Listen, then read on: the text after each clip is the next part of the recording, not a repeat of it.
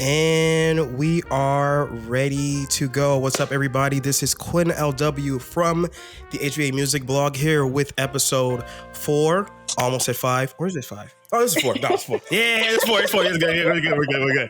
Of playlist Penpals turning strangers into friends, one playlist at a time. Today's guest is, and I've been practicing this, RUROUNI ALY. RUROUNI ALY, hi. Got it? Yeah. Yeah, I was like, I have to like fix my brain because I'm thinking like macaroni when I'm saying it, and I didn't want to be like, have that intrusive thought, funny. And then I'm just like, what's up, macaroni? That's funny you say that, and I don't know what it is about RUROUNI that makes people think of macaroni, because I have another friend who calls me Macaroni Alley. So that is very funny that you said that, because they can't for some reason pronounce RUROUNI. So they're like, all right, Macaroni Alley, that's it, that's what I'm calling you. I'm like, all right. Yeah, so sometimes when I look at words, and I don't know if you have this, it's like sometimes I look at words in English and I'm like, that don't look, what is that? God, yes. And then it makes me understand why some people kind of look at English as like, I don't get it. Because even sometimes I look at words and I'm just like, that's an ugly word. Like, I don't like that word. Yep. I go through that all the time, especially because like I write poetry, right? So like sometimes I had to like check myself, like, yo, is this even a word? Like, is this how you really spell it? It just looks weird. Hey, I listen to rap from the UK, man. Trust me, you just say it. They're making up words over there too. But yeah, thanks a ton for joining us for today. Best way to start off is little elevator pitch here on your end. Give us the spiel. The A to Z, the top to bottom. What's going on with you? Nothing much. I mean, right now, I just consider myself a jack of all trades, master of none.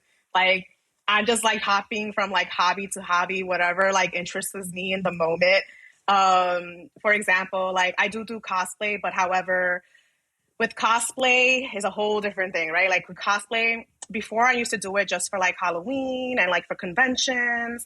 And then something happened in my life around like in 2021 that like kind of like made me want to like just focus on something. So then I went like cosplaying like hardcore on my social media. I started my social media for cosplay in 2021, and I was literally like spewing out cosplays on a weekly basis. Like, anything to like get your mind off of things, right? So like that's what really happens. Yeah. Then I started kind of like being like, oh wait, I don't like this. You had to run. I started to be like, wait a minute, this is not making cosplay fun. Like now I'm stressing out about cosplaying, something that I love to do as like a hobby and like my spare time. Like I started like being stressed out about it. Started being stressed out about creating content for cosplaying, and it kind of like took away my love for cosplaying a little bit. And then like also then like in 2022, this is getting personal. Also like in 2022, then we're good. I was dealing in 2022. I was finally like confronting what happened to me in 2021. So then that's when I took a pause in cosplaying, took a pause in content creating. Try to get my life together, went through therapy, which was like life-saving, honestly. I don't know if I would be here without therapy right now, because therapy definitely helped me a lot. I was super depressed in 2022. So like therapy helped me a lot. I'm back. 2023, I was coming back. 2024, I feel fucking great. Hey, okay. Bounce back, baby. But yeah, so like I still do cosplays for conventions or when I feel like it. I also, again, jack of all trades. I started building last year. So I built like a trunk sword, which was freaking awesome. I loved it. And I did that without any help from YouTube or anything. Like I just did that off the dome, which I was really proud of myself. And then I did, oh my God, Dr. Fate. Like I did the helmet, I did like a chest plate thing, I did the belt, I built that. This year I'm planning to do Spike for Anime NYC, so I'm building the guns. Ooh, okay. I'm building guns. So yeah, like will they be functional? You know what? I was thinking like that was a pretty cool prop. No, I was actually thinking of like possibly building a mechanism inside to like not spray something, but like at least shoot something out that's retractable. I don't know if I could do that, but that's like in my mind. That's what I want to do, like something that could shoot out and be like retractable. I gotta look, but you know what? For that, I definitely do need like you to help. Oh yeah. But yeah, so pretty much all that to say, right now my thing, I've been writing a lot. I've been writing a lot of poetry lately. Thinking about my next cosplays for my conventions. And just talking shit on Twitter, which was because there's nothing to do. and honestly, I also started streaming this year, so there's that too. You know, I didn't start. I started streaming last year around November, and I became affiliate in December, and then I started streaming this year in February. So like I've been doing like once a week streaming, because to be honest, I love living my life. So like I try not to be like so engrossed in the internet world, as you know, like right. I like to be outside. Yeah, I like to be outside. Yeah. I like to explore. I'm a really huge explorer. I love traveling. So yeah, like definitely streaming is cool as a hobby. It's right now streaming is just a hobby. I go on literally to play horror games because I'm a punk. I can't play that shit by myself. So like, hey, you're doing better than me. I played the last one I played, and I have a vow. I'm just done. I played Village, and I actually streamed for a little bit, and that was one of the games I streamed. And I didn't know that I had the ability to be so scared from something. Honestly, it's not fucking real. It's in the screen. I'm obviously in my room, but my fucking brain is like going to BC, going like, we're in fucking danger, man. And I'm like I'm sweating. Like I'm like playing this game in my air controlled room, sweating from how scared I am. I always have my fan on. And man, I beat that game. I was like, that's it. I'm not playing. Oh no. How I feel when I played the last game that the last game that I played was Resident Evil 2. Actually, I think that's the first game that I started playing when I streamed. Actually, no, the first one was Dead Space. Yo, Dead Space is really good. It's scary, but really good. That got a lot of like jump. Yeah, I'm okay. I'll leave that to you. You tell me. Resident Evil 2, and Resident Evil 2 was a lot scarier than Dead Space. Yeah. And it's funny because I've seen people and I see my friends play Resident Evil games all the time, and I see them play Resident Evil 2 all the time. And I'm like, I could do this. I literally was like, I could do this. This doesn't look scary at all. Like, what up? No, it's different when you're there. It's different when you have a controller in your hand and playing the damn game, because it is scary as hell. Right. And the thing, I wouldn't even say like zombies and stuff and monsters, even that, like, that don't really bug me. Mm-hmm. I'm scared of like small evil shit, children, Chucky dolls and stuff like that. Bro, Chucky, you can literally just kick. Like, I think I understood the fear of Chucky, because Chucky is literally a little doll with a little freaking, like the little legs, like. I think it's because I think it's the form factor, and like you could be anywhere, you can hide under something. Oh, I guess. So just little Annabelle stuff like that. And you know, you played maybe not 8, but yeah, Village. Did you play Village? I haven't played Village. I haven't gotten there yet. Okay, I won't give any spoilers, but there's like a doll level, and you can only imagine, even when, because the thing shows up at the beginning of the game when you kind of meet all the the bosses or whatever. And I remember seeing it and just going, "Oh fuck, here we go." So I'm gonna eat my words. It's a fucking dog. Hey, like I said, you said you can handle it. I mean, like I said, you're doing better than me. Chucky made me laugh. I never found Chucky like scary. Well, I got to that. Eventually I watched like Seed of Chucky, and then a little bit older, and I was kind of like when I was like 13 or so. I can't remember when Seed of Chucky came out, but I was like, oh wow. Yeah. Wait, can we? My child, I feel a lot better. Like, okay, so the movies that really, can I curse? The movies that like really fuck with me. No, okay. I think I've been cursing the whole time. The movies that really like fuck with me are like the paranormal, like spirit, because I believe in that shit. I believe in possession and evil shit like that, and demonic shit. Oh no. that shit really gets to me. Like that's the stuff that, like, if I watch, I have to watch it in the daytime, curtains open, you know, lights on, with my pillow or like my blankets. I could be like this, like real quick, because that really scares me. But I could handle zombies. I can handle clowns. I can handle aliens. I can handle little dolls. Yeah, see, that's the difference. Like an alien, I'll knock an alien out. But even with ghosts and stuff, like, as long as it's not a child, I'm ready to box. But if it's like an evil like toddler, I'm like hiding. I'm scared because what the fuck? You just so little, you know. If it's like a grown ass man, like, oh, dude, get the fuck out of my house. Horror movies, when they use little kids, that's creepy. That's super creepy. Right, I don't know what it is about kids, but it's creepy as hell when they use it in horror films. Yeah, now you got me sitting here trying to fucking think about, because I couldn't tell you why. It's just, and I think it's because they can like crawl in spaces or something. Little kids. Yeah. The same thing with dolls. I think I'll unpack that later. But yeah. So to go to the streaming thing, because I definitely, before we move into the music, the playlist, everything, I definitely want to kind of get this idea out of here, right? So with you kind of hopping into streaming now, are you kind of learning from past experiences to make sure you don't kind of like get burnt out? Like, do you think there's a different approach that you're taking to streaming versus cosplaying? And if so, what do you know what that is? Absolutely. I'm only streaming once a week, if that. Mm-hmm. Only doing it once a week, if that. Like I said, I'm an explorer. I'm an explorer at heart. So like, I like being outside. I don't like being indoors that much. So like, the pandemic, do you know what helped? The pandemic. Because the pandemic, I was literally like stuck here. So that also helped me, like, all right, well, I gotta get my energy out somehow. Cosplaying, Discord.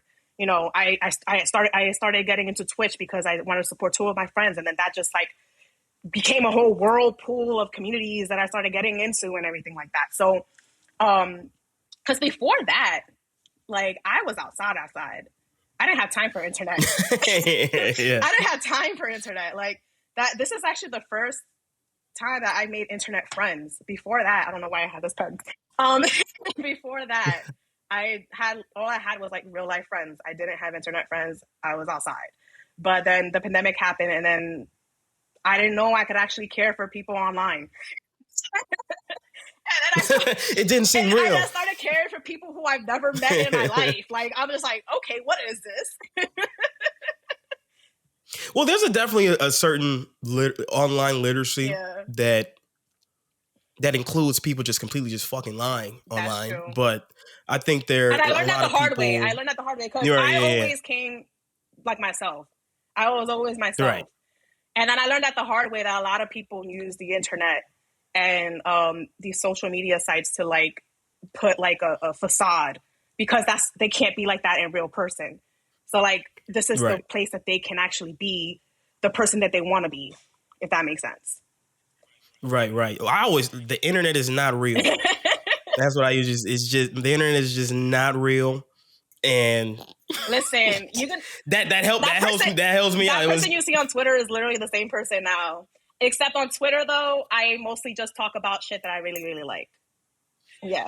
Because I'm like, especially the arguing and stuff. I was like, I'm not gonna fucking you. Like I said, like, you are, but like, you're not even real. I'm not gonna fucking me too. Argue with people. This is online. People be in my comments and stuff like that, and they like want to be like, well, actually, this, that, and the third, and blah blah blah blah blah, and I'm just like, okay. I don't respond to them. I don't give them that energy, because at the end of the day, I don't know you, one. And two, you're misconstruing what I'm saying. I said that's so wrong. But you're twisting whatever I'm saying to fit your narrative. I'm not going to go back and forth with you. I'm not. And a lot of people, they actually do like insane negative shit because they know that people are going to react to that negative shit. And it's going to like, get them engagement and go back and forth. Not me. Internet is fucking awesome. Not me. Everywhere is 4chan now. Let's go. I am the wrong person to do that, because you will get ignored. You will get blocked. No. I will not engage. I will virtually come and grab you from out of the screen. I will not engage. My computer's crashing. It's like, no, I'm crashing out of it. That's what's happening. But that's great. I definitely, I remember once I was having a conversation. This was actually on Twitter too. about because definitely when I first started getting into like entrepreneurship and stuff like that, my whole thing, because I don't know if you ever heard of like Gary Vaynerchuk, but his whole thing, the art of the hustle, we're hustling. So my whole thing was like all the shit that I like to do, I'm gonna use it to make money. And then, I personally, for me, it's never really came to this point, but I do understand after having a conversation with somebody, is like I said on Twitter, they were just like, yeah, some things I just want to stay as hobbies because I don't want to ruin it. That's actually perfect. Yes. I recommend because I tried to do it. I'm a fucking maniac. Like I burn it, like maybe because like I said, the internet and social media, like I've never taken like a detox or anything like that. It's just so, like I said, that's the best way I can. It's just not real. It's not. Internet's not real. So like people I meet are real. I have fun. Talk to you guys. And, I'm having a great time. But like, even on like Facebook and stuff, like, dude, like I have like family members and stuff on there, but all I'm posting on Facebook is like just shit posts just all day. Like I will literally, sometimes I do it on purpose. Even on my business accounts. You do it on Twitch too. I see that shit posting. It's just sometimes I'll just find not for nothing you're shit posting. I just find because it's clever. It's not even shit posting. Like your shit posting is clever. Like I actually need to sometimes like it is. That. Yeah, sometimes like I posted that picture yesterday of that cat sitting down, and it's just because I'm just looking at this cat and I'm like, this is stupid. Online you go. Here you go. Here you go, Grandpa. Here's this picture of this cat sitting down like a man. See you at the family reunion. Yeah, okay. Stuff like that. All right, let's stuff like that. Let's put this in. Going back to what you said about like making your hobbies into like lucrative, like it's okay. I see both sides from it. Like some people, they're like, well, I want to make money from something I really like to do. Now, the downside of that is what happened to me when I crashed and burned with my cosplaying. I started really hating it. Like at one point I was just like, I hate this shit. Like I'm starting not to like it. And I don't like that because cosplaying used to be like really fun for me. And this is taking the fun out of it. So that's another downside. Like you also got to think, if you really want to make your hobby lucrative, you are going to burn yourself out. You're going to have to burn yourself out and put yourself out there to do that. And that may include you not wanting to do your hobby anymore. Like, think about it. Like, so I definitely, fair game. I definitely agree with that. I don't want to make my cosplay lucrative anymore because of that. I want to enjoy it for what it is. I want to enjoy putting things together because it brings me joy to be my favorite characters. But on my time, not because I need to create something because I'm losing followers. Oh my God, I'm not getting enough likes. Oh my God, it brought so much anxiety. It brought so much anxiety and like it took away the joy from it. So like I was just like, nah, fuck that. I wanna reclaim my cosplays. I wanna reclaim my time and do it whenever I want to. And that's pretty much just going back to just doing them for conventions. And the conventions I still have a blast. That's wonderful. Yeah, I think I've only been to one anime convention out here in Chicago. This was ASIN. And I remember I got real drunk. I do remember that. But they had like a rave at night. And you rave? Okay. The issue, I DJ out here in the city too. So what they were doing at ASIN, that was like, it was like training wheels. Well, I'm pretty sure now. I know the Black Cons, I know them motherfuckers be wilding. But ASIN, it was, just it was a vibe. DDR music, drinking water and stuff like that. Nothing, nobody's getting unruly. Just people vibing in their cosplays and doing those TikTok dances. Yeah, hot than a motherfucker. Oh my God, and people don't wear deodorant. Oh. Listen to him, man. I'm all right. Yeah. Are you one of those people that don't wear deodorant? Like, be honest. With deodorant. Okay. We gotta clear the air here because for me personally, I don't even think I had the choice. This is what I always tell people, and I love telling white people this because I think it's fucking hilarious. I didn't know white people were real until I went to college. I grew up with nothing but black people. Oh, okay. Yeah, Latinos in high school. What part of Chicago? I'm from Maywood. I'm not from like the city. I live out here now, but I'm like from Maywood. Oh, so you're like Illinois. They try to. So what happens is when people get done, way on top of what I'm talking about this, but so people would get when people were getting caught up doing their dirt out in the city, they were moved to where I'm from. Oh. They call it. I remember when I was in college and told people, because there's definitely a disconnect with, I guess, the way I present myself and then where I'm from. So people are like, "What, you from Murderwood?" I'm like, "Yeah, motherfucker." Wait, is Murderwood like murder? It's Maywood, but because of the shit going on. All right. Well, I got. Yeah. People. I didn't know until, like I said, you go to college and you learn and you meet people. That's why I said, not everybody needs to go to college, especially nowadays. Yeah, I mean, I think it is a good experience. My degree is like I spent $30,000 on a degree that I don't even use. I kind of do, but not really. I went to school for like renewable energy, so like. Don't listen to us, kids. Go to school. Hey, get the fuck off of TikTok, man. But yeah, like, I didn't think white people were real. Yeah, no, I mean that's like a TV thing.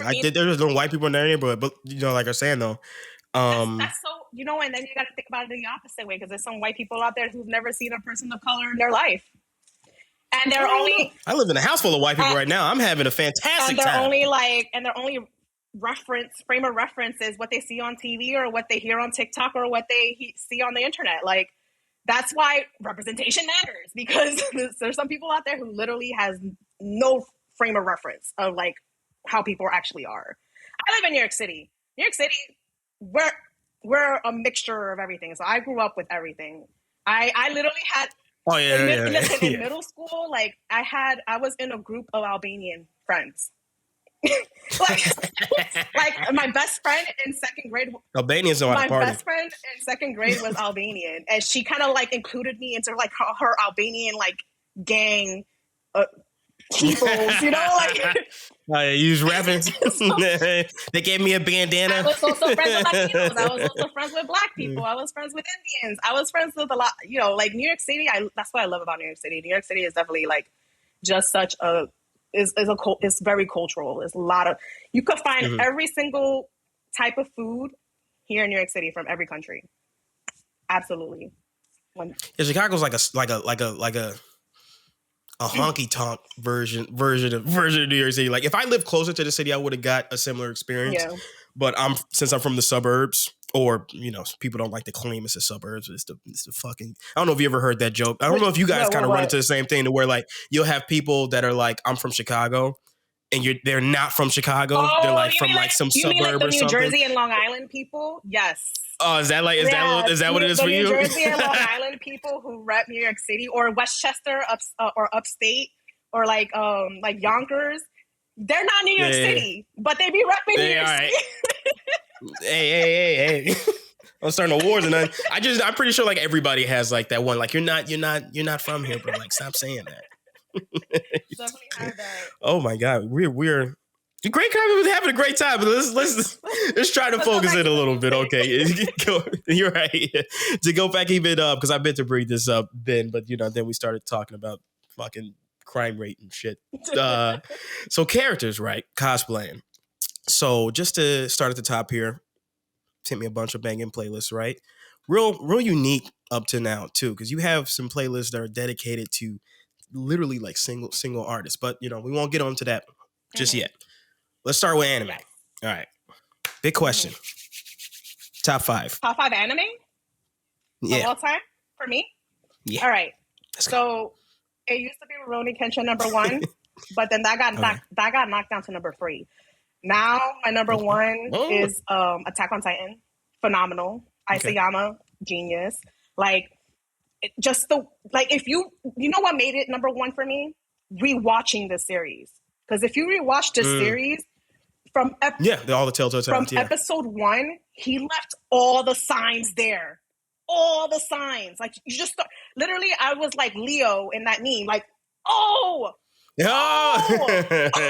like, the whole thing. Like, rewatching it blew my mind all over again. So I was like, yeah, number 1, best anime of all time for me.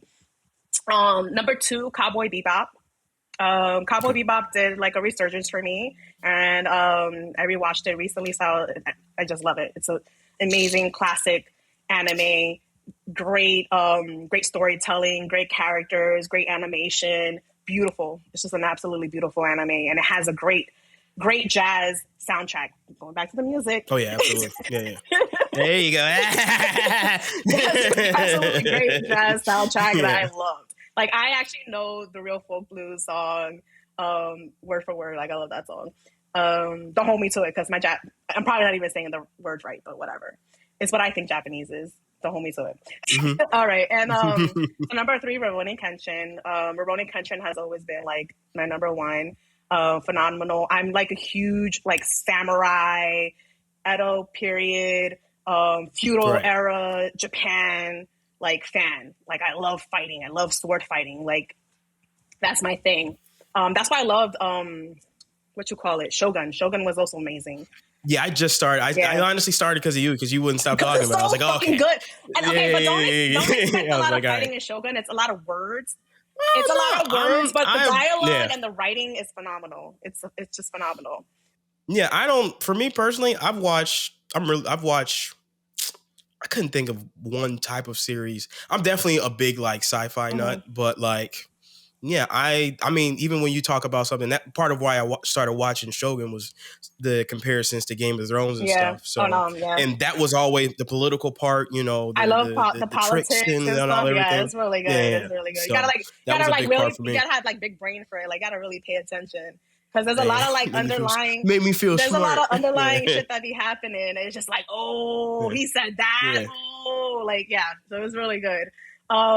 Number 4 is Berserk. I love Berserk. Berserk is really good. I unpopular opinion, I actually did like the 2016 rendition of Berserk, which was like the continuation. The 3D stuff? Or the movies? No. The 2016 like anime that was like the continuation. The Frying Pan show? No, not the Frying Pan show. Berserk. I'm talking about the 2016. Well, that's what I'm saying. You don't. If you're talking about the same one, every time I remember. I think for that, I just watched the first episode, and it's the one because I do remember it because I've read through. I'm caught up with the manga.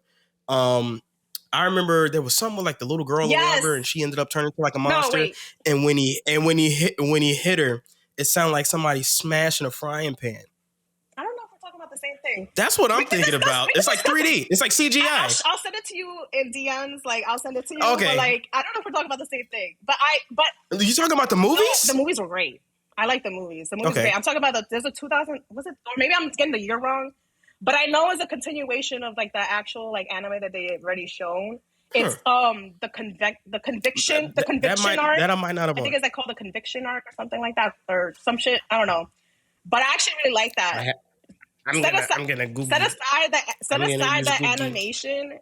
I mean, I just love Berserk, so I was like, fuck it. I don't read manga. Yes, I don't read manga. I know. I don't read manga. I don't have the fucking time to read manga. Hey, I don't blame anybody because first of all, even to really get into it, you really, really, truly have to rewire your brain. I mean, I started reading manga in fucking like high school because I just got sick of waiting for like. I'm like. Fuck is these episodes at, man? Reading novels. I was a bookworm reading novels. I just watched anime. Like that was my thing. I literally just watched anime and it's funny. I'll read the fuck out of some manga, but man, you give me a book, my brain. Listen, meanwhile, where are the pictures? Meanwhile, I was just here reading books left like crazy. But that was before phones. That was before the internet. So, like, that was my escape. My escape was, like, getting lost in a book and, like, exploring somewhere in the woods or living in a magical world or living in a horror. Because I liked also thrillers. So, like, that, too. Like, I just loved escaping through books. But then, because of the internet and because of the phone, it got kind of hard. It got kind of hard to maintain that. And also, I got older, so I was going out a lot more. So, yeah, I want to get back to that. Like, my goal this year is to read 2 books, at least. 2 books. That's all I'm asking for myself is at least 2 books. Okay. I'm going to match you, and I'm going to read none. Read some. Maybe I'll read a manga's worth of a novel or there something. You go. I'll be like, I mean, mangas I'll just start over and read. I'll reread One Piece. I think that should equal out like a Game of Thrones book or something. Mangas are also books. They're also readable. Like it's still an escape. And to be fair, there are a lot of good ones that have never gotten an anime adaptation, or some of them like Battle Royale. The manga for that that's one of my favorite manga. Probably is my favorite manga of all time. I've read it one time and I refuse to read it again because it's so disturbing. So, read that, yeah. All right. We'll send these. That's just going to be after this. Just fucking links. Yeah. Google Drive, fucking Word docs and stuff. Yeah. And so number five. I think we only got to 4, right? So number 5 is Black Clover. All right. Okay. I know people like to talk shit about Black Clover, and I was one of those people too because it took me about 15 episodes to get into it. But my friend swore by it. My friend was like, "No, you have to watch it. It's so good. Like you got to keep on going. Yeah. And then I'm just like, all right, fine. I'm gonna just because my like I only give like anime 4 or 5 episodes, but he was so animate about this anime, and I'm so glad I stuck with it because wow, when it got like past the like, introduction, when it got past introductions, when it got past the world building, because there's a lot going on. That shit picked up and I couldn't stop watching it. I was watching like 20 episodes in a row. Like it was so good. Yeah, that's what I heard. It's kind of like it's your classic shonen, but what it does different is that once it gets to a certain point, it just cuts out all the fluff and it's just hype, just all the fucking time. Yep. I'm like, oh, that's one day I because I don't think the mangas. See, that's the thing. Oh, the manga anime. I get into the manga. The illustration sucks in the manga. Really? The illustration sucks in the manga. Well, there's a lot of. Well, no, nowadays it's a little bit different. But even if you were to go back and like look at even like earlier chapters of, I think the biggest one for me is like Bleach. The early art for Bleach is and some people even complain about it. Because it got like less detailed backgrounds and stuff, and then Kubo kind of just leaned on cool character design. What's in the background? Fucking nothing. And then that's like, and then people just had issues with that or whatever. Or you'll see it in reverse to where people kind of shit on the My Hero anime because Horikoshi's art is like so identifiable and ridiculous, and the anime just never, I guess, really taps into it. I mean, if you want to talk about controversial stuff, I mean, I don't really fucking like My Hero. Oh my God, thank you. Yo, My Hero is literally, it's not even in my top 10, to be honest. My Hero's not even in my top 10. Like, I'm not going to put it in the top. I get it. It's a hit or miss. I get it. Like, every other season is good. Like, you can't have a good anime with every other season being good. I mean, I've accepted that it's a personal problem for me. Like, I just remember, because when it first came out, like manga, I've read like the first 5 chapters, and I was just like, whatever. And then I just dropped it and didn't read it again. Then the anime came out. I was like, all right, let me give this a fair shake. And yeah, I just felt mean because I'm just sitting there. I was like, so why is this nigga crying all the time? Like, damn, bro, come on, man. But I want to say the whole Night Eye stuff, that was really cool. That was like, that felt like stakes. That was usually my whole thing up to that point. It's like, none of this feels like it matters. And then something finally mattered. I'm like, okay, motherfuckers losing pounds and all types of shit. Let's go. And then it kind of just, it's. Well, I'm only up to like season. I just finished season 5. No, I'm still in season 5. My bad. Well, I'm gonna keep it soft. Yeah, I'm still in season 5. I'll eventually get back to it. It's just not. It's not a priority. I think it's not a priority for me. Yeah. It's getting better though. I will say that it is definitely getting better. Because I actually fucked with what's the league or like what is it? The League of. Oh, the League of Villains. Not the League of Villains. The other one, Federation. Oh, the What is it? Federation something. You don't remember? I know what you're talking about, but it's the guy with the nose. So I'm actually like, you know what? I fuck with the Federation because they're absolutely right. Like, yo, we have quirks. Why not use them? Like, like. Man, you guys are fucking playing games, man. This is being organized ever. What the fuck are you guys doing? I was just gonna destroy some shit. What? All right. If that's your plan, bro. But yeah, that's awesome. It's kind of different. I mean, Berserk is in mine. Is it in your top 5? Number 1 for me is Hunter x Hunter for sure. I have to watch that. I haven't watched Hunter x Hunter is my number 1. I watched it because Full Metal Alchemist Brotherhood was my number 1. But then I'm like, all right. That's another one I gotta watch. I rewatched Hunter x Hunter. And then I was like, okay, I think Hunter x Hunter is my number 1. Then I was like, well, to be fair, I haven't seen Full Metal in a while, so I was like, let me rewatch So just Full going Metal. back and And then, but no, it's number 2. I'm sure Hunter x Hunter's 1. That's 2. Fuck. And I'm asking you questions. I don't even think I know the answer to. Ooh, Berserk, mate. You use 3. Are you really an anime fan if you don't know your top 5? Yeah, you use 3. I'm gonna get there. Give me a second. Let me fucking bullshit more. You use 3. Classic. 4 is Legend of the Galactic Heroes. Never heard of that. Seen that? That's probably old school. So the way it's a I believe it was initially a novel series, and some people say that Star Wars ripped it off a little bit or some shit like that. But it's the way that I like to describe it is literally like Star Wars and Game of Thrones together. Ooh, there'll be something that there'll be something that'll happen. Write that down. What is it called? The issue. Legend of the Galactic Heroes. It's like 100 and some episodes or something. The Galactic Heroes. I can't spell galactic. And it'll be like an episode 10. Somebody will do something to somebody, and he's like, "I'm gonna fucking remember you did that to me." And then in episode 70, it's just like, "Remember that shit you did? Told you I remember." And it's like, geez, I was like, but it almost positions itself and presents itself as like a history, like you're watching a documentary.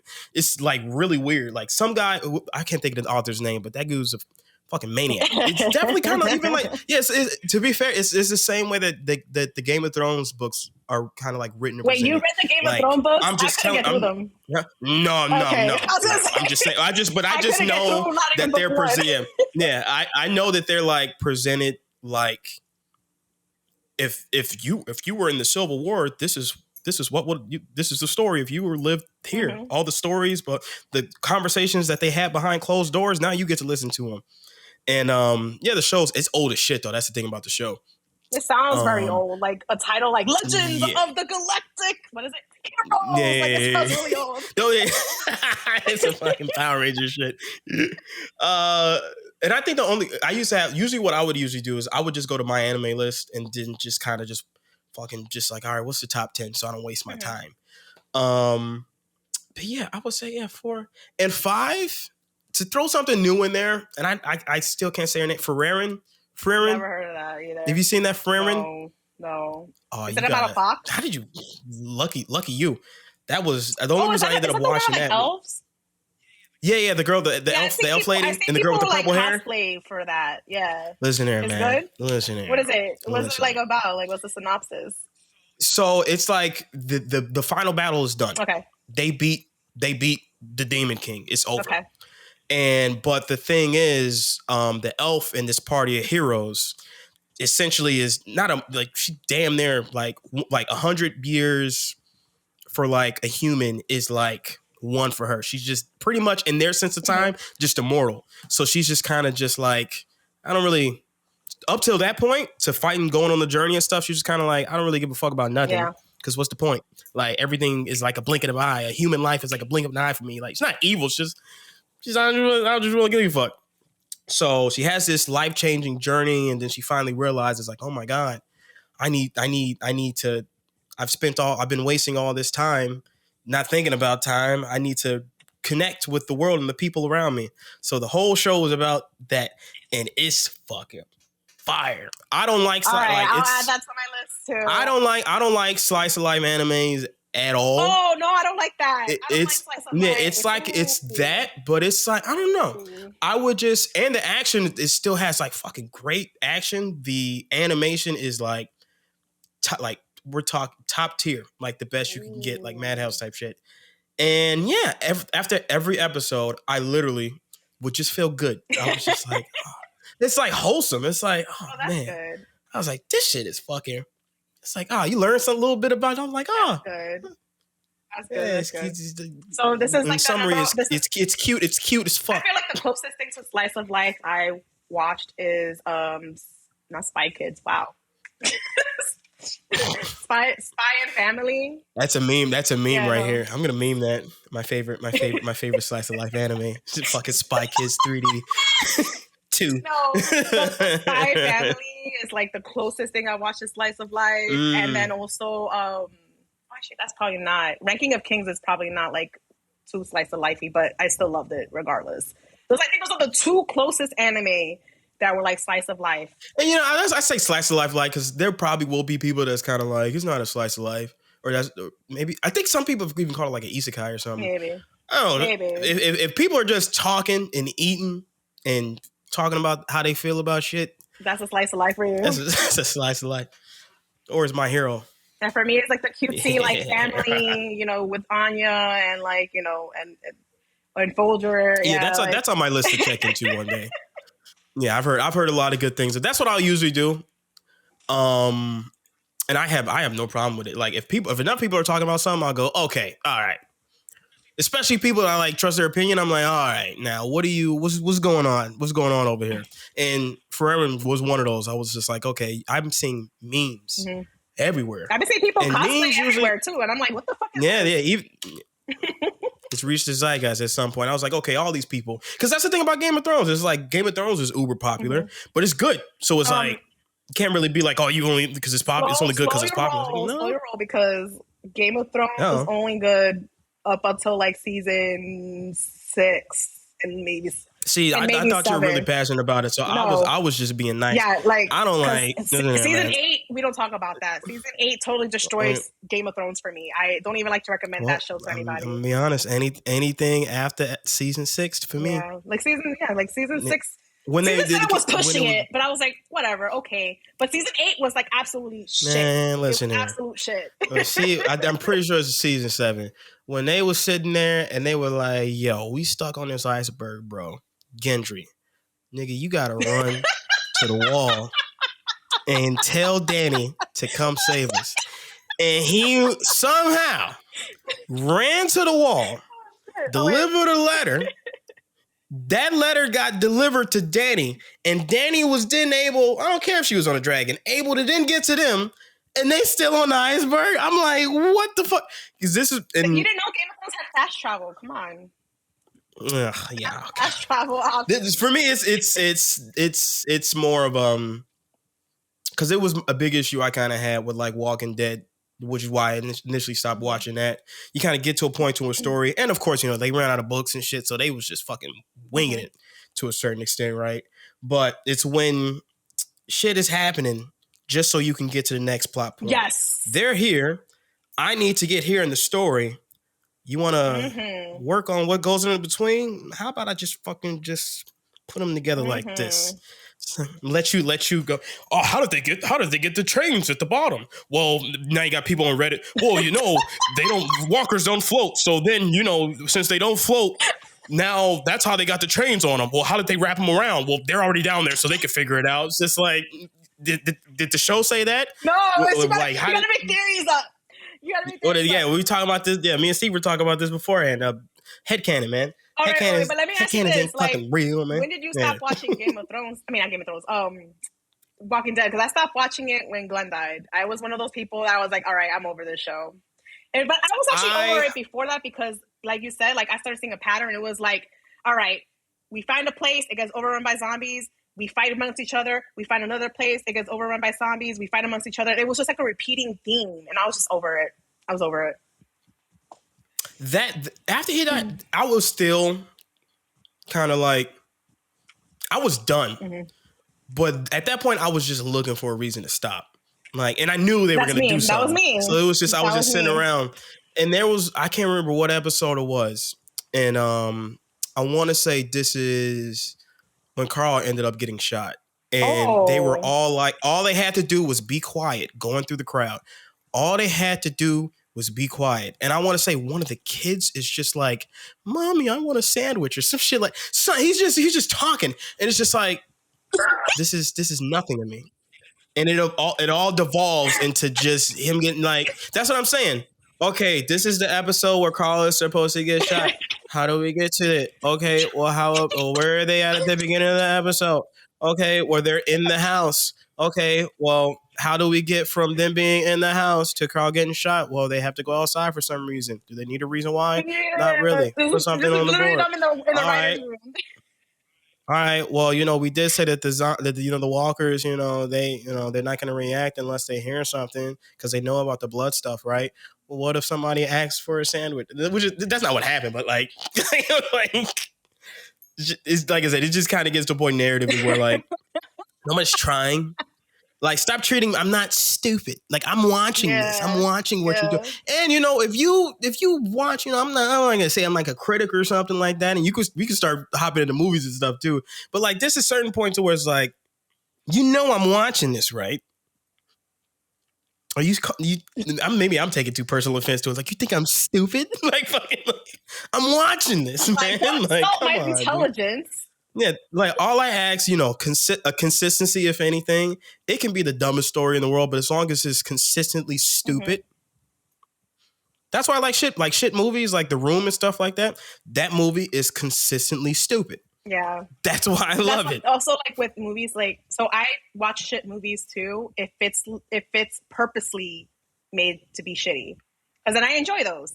Now, when it's like a movie or a show that's like purposely supposed to be like serious but it's shitty, then it's a shitty show.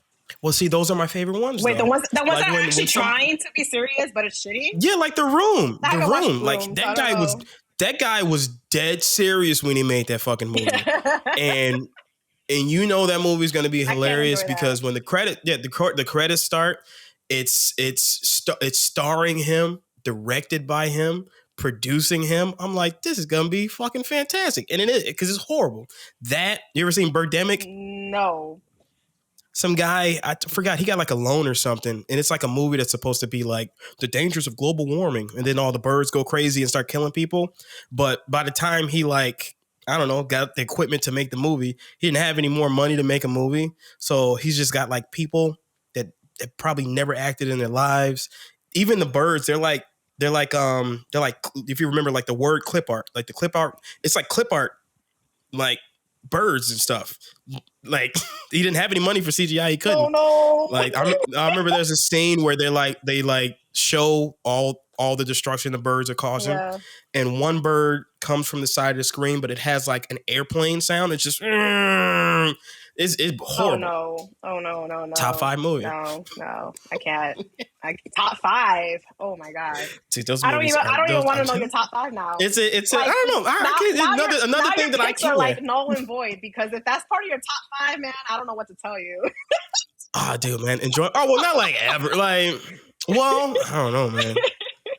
If we're talking about like pure entertainment. Oh my god, have you seen Fast and Furious? You ever seen the Face Off? Oh, okay. Yeah, Face Off might be in my top 10. Face Off was like, even with all the great movies I've seen, Face Off might be in my top. You ever seen Face Off? Have, but like long time ago. Movie's fucking garbage, but I love it. Come on, what is that? That's the one with like John Travolta and Nicolas Cage, right? Nicolas Cage. Yep, you cannot go wrong with those two. This is why the movie is magical. Is because for people that don't know, Face Off is a movie about people taking their fucking face off. Oh my god! It's in the title, guys. It's I forgot the I think Isn't it that they like John swapped Woo, each other's faces or something like that? Like they took each other's identity. This is what I was talking about. This is why, like I said, I'm a maniac because it's not even specifically what makes a great bad movie for me is like the backstory and the context of the movie. I can't think of his name. I want to say it's John Woo, but he's like when the movie was made, this guy that directed it, he was like one of the top guys. Yeah. We're talking like Michael Bay action movie, that type of shit. And all-star cast. At that point, I think Nicolas Cage is just coming off of his first Oscar win. Or wherever the fuck he went. He's still going. John Travolta, of course, is John Travolta. Yeah. And coming together for an action movie. And it's like, okay, this should be great, right? So it has the budget. It's shot like one of those era like big budget movies, but the movie is absolutely garbage. And so there's a point in the movie. Well, I'm gonna refresh your memory. There's a point in the movie, and don't let this encourage. Go watch the fucking movie. I'm still gonna tell you. I'm not gonna spoil the whole thing, but the basis is this: something happens to where John Travolta's character has to act like Nicolas Cage, but they're like, well, John Travolta doesn't look like Nicolas Cage. Okay, we got this new technology. I'm going to take his face and put it on your face, and you going to beat him so we can get this information so we can find out where this bomb is. Okay, somehow he's even built like Nicolas Cage now too, but but it's Nicolas Cage. So you would think two two top tier actors. You would think that what was supposed to happen was it's Nicolas Cage acting like John Travolta's character, and then at one point it flips around, and then Nicolas Cage, because he hasn't have his face right, so he takes John Travolta's face. It's like in a fucking freezer or some shit like that. So you would think it would be both of them respectively playing each other, but the movie just ends up being John Travolta acting like Nicolas Cage, and Nicolas Cage just acting like Nicolas Cage. Did top 10. I gotta revisit that movie. All right. Next playlist. I gotta revisit that movie because I don't. Yo, top 10. Oh, dude, it's fucking. It's terrible. Every family, every time my family gets together for a reunion, everybody gets to everybody pick a movie, and then everybody looks at me and is like, Quinn, this is not the year. We're not watching Face Off. I'm like, why not? Because you said it's a bad movie. Yeah, that's why we should watch it. Why should we watch a bad movie? It's like, you guys, come on. I'm thinking it's 4D. It's 4D thinking right here. Now I gotta rewatch it. There's like no way. I gotta rewatch it now. Hopefully it's on Prime or something. Put that on the list. Yeah, let me figure out how to segue out of this. So, Jessie Reyes says that she likes Face Off. Oh, this is Jessie. Oh, this is Jessie. I didn't realize that. Yeah. Yep. So it says Jessie Reyes right there. Yeah. Reyes. Yeah. So I'm actually pretty well in tune with her. I've been listening to her since Kiddo was her first EP, yes, right? It was. Yeah. It was her so first EP. Since then, I remember I couldn't even tell you how I found out about her, but I just remember finding the video for Gatekeeper, and I'm like, this shit is fucking fire. And she was talking about her real life experiences with that song too. Yeah, which is crazy and stuff. And it's still amazing, for her to kind of come out and be that candid about. I've been to like 4 of her shows, and I guess that song is just really, it just means a lot to her because she plays it in every single show. So it's a great tune too. Yeah. No, she's amazing. I love her. So whole playlist dedicated to him. So if somebody came to you and asked you, okay, you were recommending Jessie to me. What's your go-to? Like, what's your I don't want to keep just doing top 5, but like what are like songs and like, or if anything, let's just say I've actually done this before. Because people have seen how fanatic I am of Jessie Reyes, and they're like, all right, shoot me with some songs. I try to go for songs that are more like general, like fun, because a lot of her songs are very lyrical, very poetic, very strong. Very emotional. That's why I personally connect with her. I feel like we live the same life. Like, she's literally the one artist I feel like we live the same life. Her songs are super relatable to me. I literally sing or scream a lot of her songs like cathartically. But going back to what you said, I would recommend I would usually recommend the song with, oh my God, I'm thinking Figures, but it's not Figures. It's, oh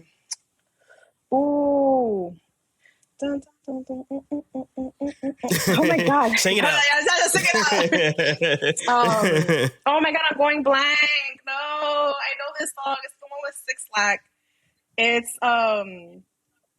It's like she's talking about like how like she's feeling herself like she should like the. I got Google. Let me see. I wish I could pull up my playlist right now. I can't think of it right now. Oh shit! There's 2 of them. So Forever. I love Forever. Yes, I do recommend Forever. Homicide. Not Homicide. No. Imported? How many songs you got with this dude? Imported. Yes. Jesus Christ. So I usually recommend Imported because it's a really fun song. Okay. It's a really good feeling song. She's like really feeling herself. She's like, yo, I'm the shit, in that song. The song is pretty much like saying like, forget her, get with me because I'm the shit. Like, that's literally what she's saying in the song. And then also like just the melody, the beat, Six Flag, like it's a really good song. I feel like it's a really good intro song. Forever, for sure. I don't what the Did you know that apparently people you're supposed to say black? Oh really? Oh yes. My bad. I've been saying. I don't say it. Even when I learned it, listen here. He even says it in the song. He's like, yo, really? Yeah. He says it in the song. He's like, people call me Six Flag. My name is Black, but people call me Six Flag. But yeah, Black. My bad. Black. No, that's not me correcting you. I still call him Six Flag. That's how he wrote it. Shouldn't have wrote it like that. Yeah. That's what it looked I like feel to like me. Six Flags sounds cooler anyway too, but Jeez. that's Yeah. neither here or there. But like, yeah. So for Unless you're like lacking six, but then it's like six of what? So exactly, then I can understand at that point. It's like, exactly. Like, okay, so Forever, only one for okay. sure. What other song would I say? I would say Roof. Roof is a really fun song, and that's another song that she's like on the shit. So like, I usually don't put them onto the really like nitty gritty songs because Yeah. not everybody could relate to them. I just try to like put them onto like songs that I guess is like more relatable on a general scale. But yeah, but the songs like I really relate to and I like literally scream. I used to cry to them, but not anymore. Thank God. I healed apparently. Yes. It was the song like it was Figures. Oh my God, Figures. You put Figures on and I was like like crying, screaming. Do You Love Her? What's another one? Sugar at Night is another cathartic one. What's another one? Apple Juice, which is one like in her on her EP. So like those are like the top four songs that were really cathartic for me, and I used to like scream and cry and like whatever. But then the other song I really like hits too is I don't know, I don't remember the exact title, but it's like Who Are You When No One's in the Room? I don't know if that's the title, but that's the song. What it says is like, "Who are you when you're in the room?" Like, she has songs like that that really make you think. Like, yo, it's true. Like, who are you when you're in the room? You know, because like here I was, depressed for most of my 20s. I could be depressed out of my mind, and like no one will know because on the outside, I learned how to mask and I learned how to like, still be the life of the party and like have fun and blah blah blah. And I was like, I guess you could say functional depressive. But then Right. here at home, I'm literally like crying, feeling worthless, or feeling nothing at all. I call it the void. When you feel feeling nothing at all. So it's like that song really hits too. But as you can see, like just Jessie Reyez in general, she's and then you see her in person too, and she's like a very genuine person. I love her all around. So I would never say anything bad about Jessie Reyez. That's my girl. So so the other playlist you had there was dedicated to an artist, and I know the only song I know from her is I think it's called "Loving You." Oh, Tenor. It's from Warner Bros. Tannerell, yeah. Is that how you say it, I don't Tannerell? know. Honestly, I saw the I tilde hope and that's went. how you pronounce it. I'm not 100% sure, but that's how I say it. That's just this whole episode is just I'm pronouncing it correctly because I do love her too. So, what is it? Insecure actually put me onto her because they played one of her songs. They okay. played what's that song called? I'm Nothing Without You on Insecure, and it was like the part where I guess like it was one of the fights between what's his face and Issa's character. What's his name again? I forgot his name. Her ex-boyfriend. That insecure boat missed me. I don't know. But yeah, but anyway, and like Joe, like lyrically and musically, and just the way that like she actually uses like real instruments in her songs. I don't know if you've listened to some of her songs because of my playlist, but Yeah, I did. So, like, and Loving You, like I said, Loving You was something I was like it has a really good, what is it called? Melody. Yes, it has she has really good melody, and just the way that like for example, for the song that I was talking about, I'm Nothing Without You. What got me, the lyrics, yes, but it was that ending, and that ending, it had a whole like musical session. And it sounded absolutely like spine chilling, goosebumps, beautiful. And I was like, oh shit. And then I went down to I like big. Yes, she had an orchestra. She had a whole orchestra. Yeah, she had a whole orchestra in that song, and it was beautiful. I love orchestra music. I love classical music. So yeah. Have you heard of Laufey? No. So you think I would like Laufey? Oh, you love. She's and I've been talking to some buddies about that because she's headlining. Well, not headlining, but she's at the top bill of a lot of big festivals. Lala. How do you there's spell another that? big one. Laufey. I feel like I've seen that name. I feel like I'm surprised just how big she is. Definitely more, I guess, I don't say age, but like just obviously like a Gen Z artist. I So think she's she is. I'm young. pretty sure Okay. she is. But like the music that she makes is so it's straight up like fucking like orchestral pop. It's like for me, I call it like it's like Disney kid music. Oh, I don't That's know what if I I would call it. like that. Yeah, it's I'm but not it's really like a big fan of pop music, to be honest. I but pop music is one thing, but like the birds outside swinging. It's like that's like her fucking lane. More of a I guess I don't know. It kind of sounds like I can't think honestly. I couldn't think of any modern artist that she reminds me of outside of like music that you would hear in a Disney movie. wow. And like, but to see her All right, I gotta listen like to her so because high up on you're the not selling. You're not selling so it for high up on me. the You're not bill. selling it for me with the whole Disney pop. That's exactly You're what it not sounds like selling to it me. for me. It's like it's That's not my. That's not like my. like That's not I my would cup call of it tea. like waltz pop. I mean, if you're into orchestral stuff, That may like maybe like her. I would check out her live album. Okay. Her live album is a lot less artificial Yeah. than her singles and her regular album work. Yeah, her live album. Well, that's the thing. When she performs, she comes out with a fucking full orchestra Yeah. every single time. So I think the yeah, maybe calling it Disney kid music is the good thing. I think the, I have a playlist. I have a playlist I'll put together called Disney no Kid Music. Actually, way. yeah. Oh God. I'm gonna put Oh it in there. God. I'm not. We're not in the '90s anymore. That's when I was into like pop music. Is like in the '90s and early 2000s, but then it stopped there. Like the closest thing. So the I closest mean, thing to pop music I would listen to is like EDM. Like I love. yeah, that's what I was about to say. I love EDM. And I was surprised you sent me that. So what? So being out here in the city, I work a lot in the I know EDM scene. Chicago So is the birthplace of EDM. Hello. Oh, house music. House music. My bad. It's the birthplace of house but music. it is. But honestly, most EDM kind of comes from that, right? Yeah. Everybody kind of has their own little staple and influences, depending on where you go. But at the end of the day, a lot of the foundation of EDM just in general comes from that 4/4. And house music or is you guys call it unts music. Absolute favorite. I love house music. I mean, I grew up on freestyle music, which was kind of like house music. Oh, yeah. I grew up in the '90s with '90s house music with Robin and oh my God, I can't think of other names, but like I loved freestyle music since I was a kid, and then that just stuck with me.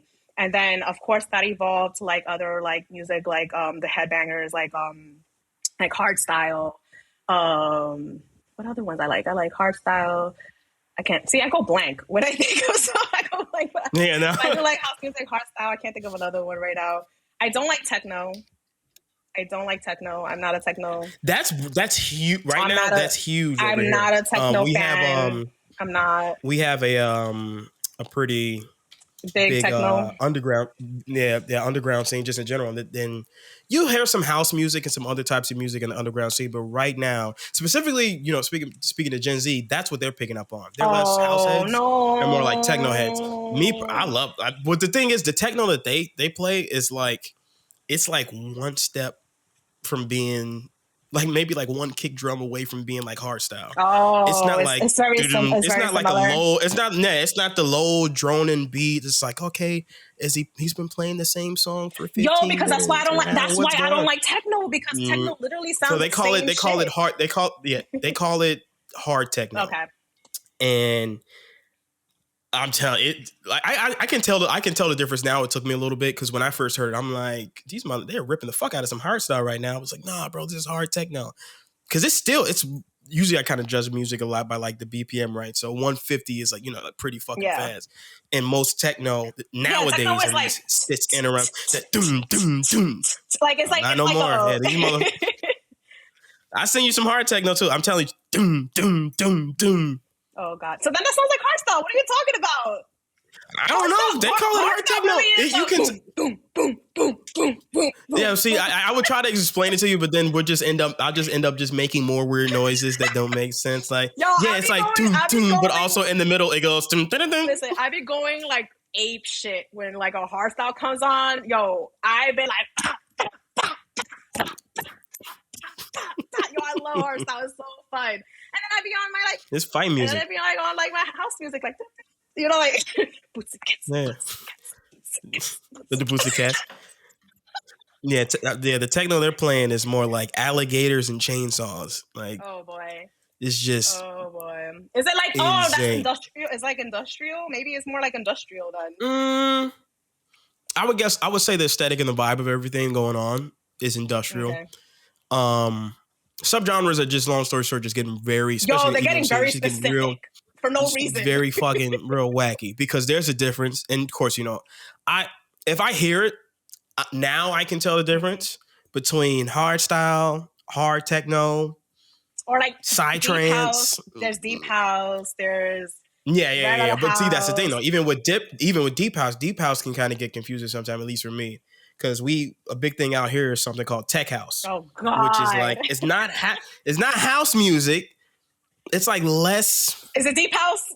Like, I don't know, but it's not deep house either. But I can hear it and go, okay, this is tech house. Now I'm not perfect. Sometimes when I'm updating my DJ stuff, I'm like looking at a song and then I'm like, I don't even know where the fuck to put this. What the hell is this?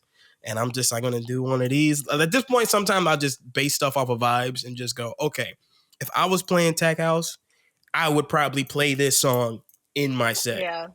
And then, somebody comes up to me, it's like, is that what you usually play? You usually play like EDM?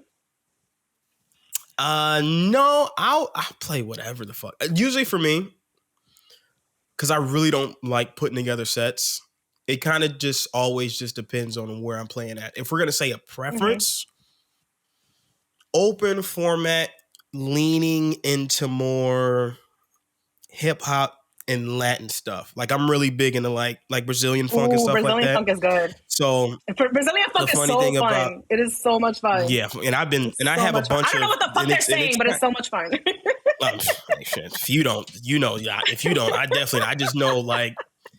It's just nothing about ass and all types of stuff. It's a booty shaking like type of music. But they're starting to play a little bit of that out here in Chicago because just speaking so for people that don't know, BPM is beats per minute, right? So a house song is usually around 128, 130. Okay. Funk can be, not usually, but can be in around like 130 or so. So what you're seeing, at least out here, is a lot of the house people kind of slipping in, a funk tune here or there. And then I get excited. I'm like, fuck yeah, let's go. And then they just go back to boots and cats. And I'm like, God, come on. And now they're doing like mixes. A lot of like, I see like a lot of people mixing EDM with like funk, Brazilian funk. Oh yeah. Listen, I have unholy, like, sacrilegious like remixes of things that don't need to be put or like a lot of together. People like reggaeton is mixing with funk too. Oh yeah, reggaeton. Like I hear it in like reggaeton songs. I'm like, yo, this is funk. This is not reggaeton anymore. Now we can funk. get it, and then we can get into that playlist. But I do have to say something controversial. Me personally, and actually this was part of a question I wanted to ask you too. So I love funk more than I do modern reggaeton. Okay. The old school stuff, pure like Dumbo stuff, like I'm not gonna touch that too much. But the newer stuff. So, how do you feel about that? Old versus new? Because I just don't like. I don't know. I guess for me in my head, when I'm, it's like a party thing for me, right? So if I'm at the party, I mean, I'm trying to have some fun. I'm not trying to, No, but that's fucking. I'm not trying to hug nobody. That song it's like, you singing solita, yo, that shit bobs.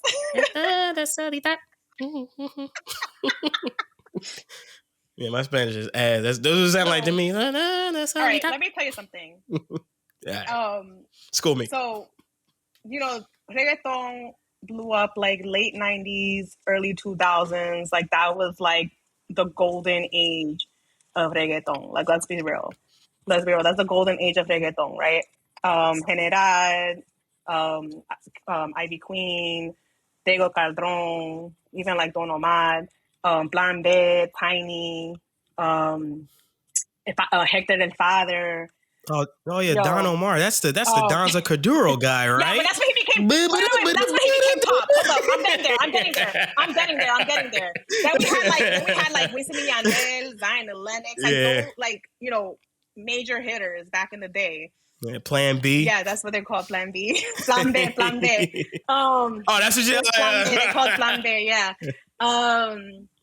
So then it became kind of pop, and then that was when reggaeton started going downhill, and then that's when it died, right? Because it started becoming pop. I think the same thing is happening again. It's starting to become pop, and I'm starting not to like it again. Like I'm starting not to like it. Well, you know, it's starting to become pop again, and it's just like it's losing. Because let's be real here. Bad Bunny resuscitated reggaeton. Let's be real here. Like he literally resuscitated reggaeton because he started off with trap. He got us with the trap because Spanish trap. He'd be like, "Yo, Spanish trap, yo, we never heard this." Like, oh man, this is dope. Then he went to reggaeton, and it was just like, and he started bringing back the OGs, and like that, you know, showing like honoring them and like giving them props, and like then the OGs started coming back, right? And it was all dandy, it was all good. Like I was like, oh shit, okay, reggaeton is back, okay, let's go. Now it's going back to like being super popish, and you know me, I don't like pop. Yeah. No, I was thinking that the whole time. I was like, I was gonna let you. Hey, go off. I don't. Yeah. Like, it's cringe. It's like, oh no.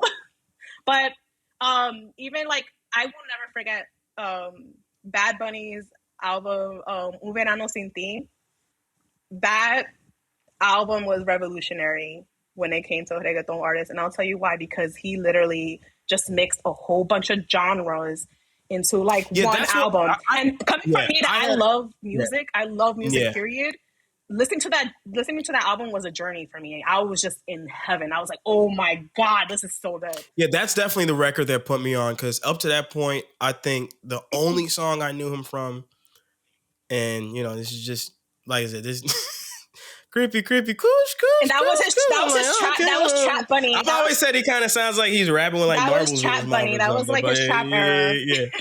But yeah, I listened to that full record, and then like you were saying, right, then I got to like the rock track on there. I'm like, all right, what the fuck is really going on in here now? But it did at least make me appreciate that, okay, he's definitely not just he's approaching this differently, right? And looking at, you know, the projection, everything, especially whereas that's how it kind of was when I first heard like Rosalia.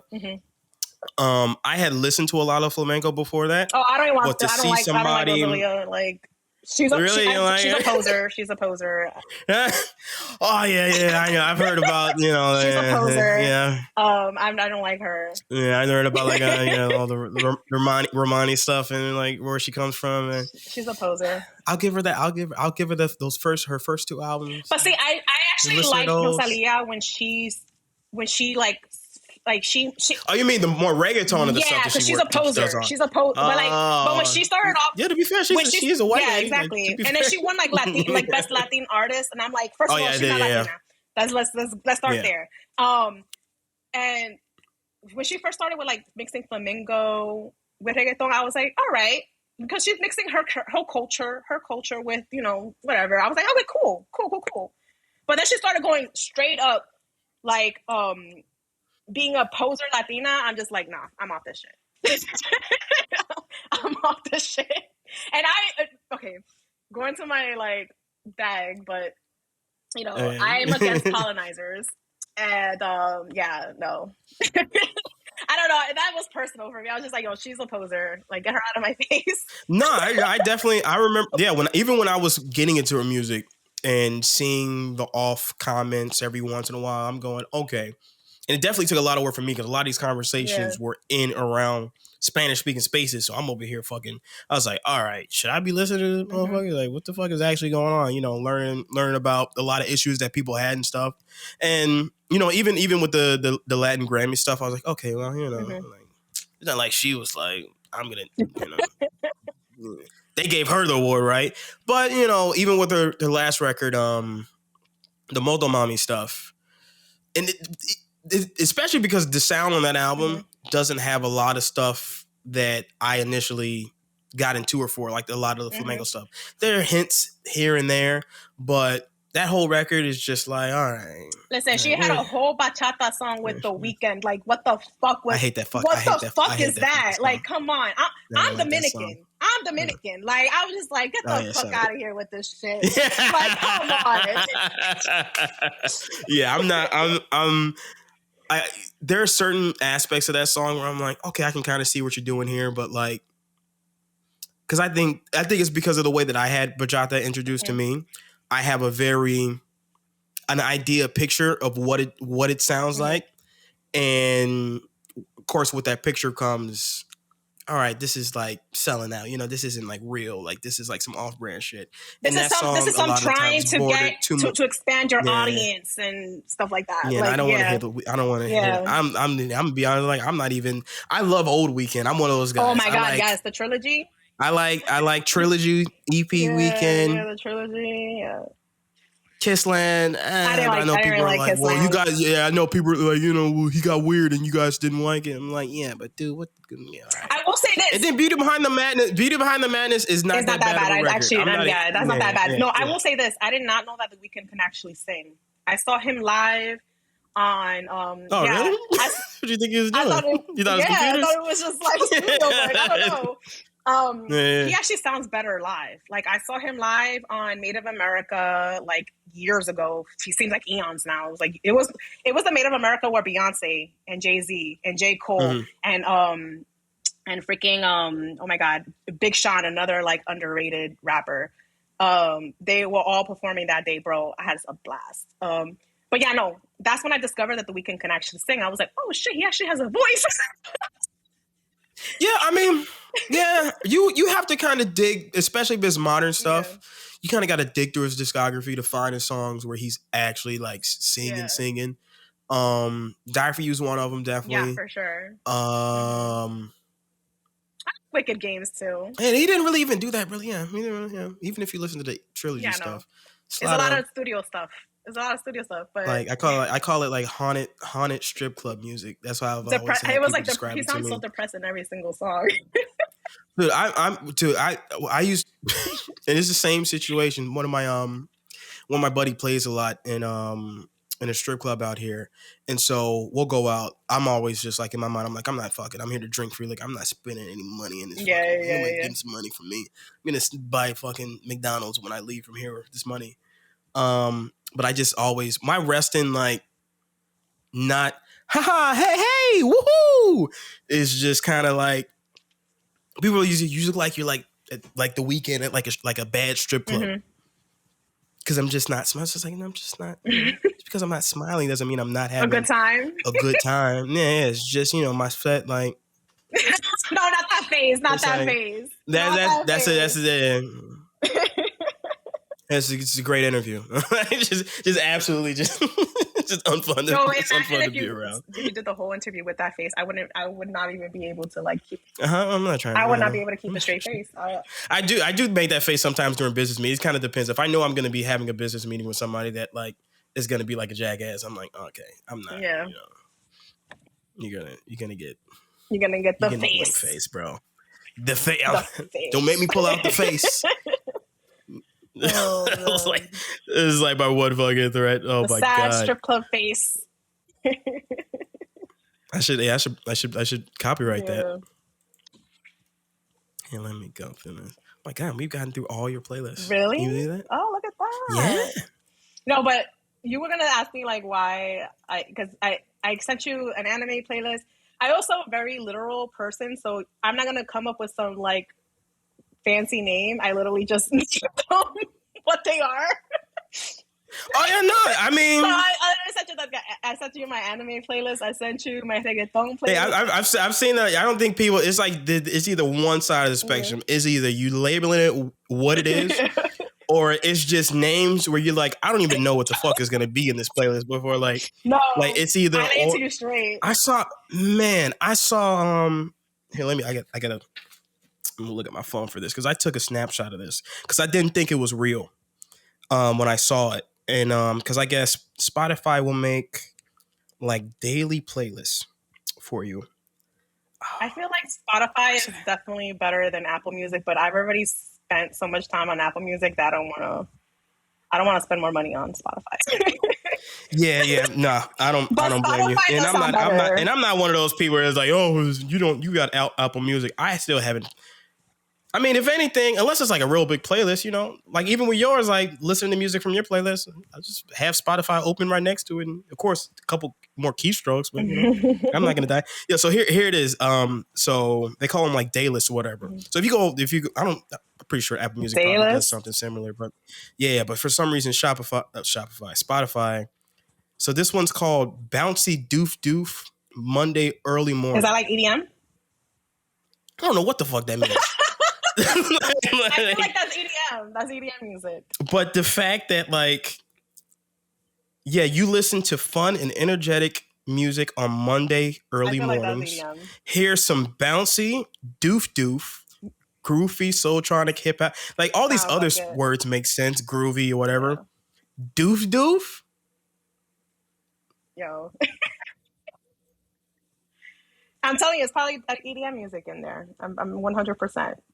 That's them describing it.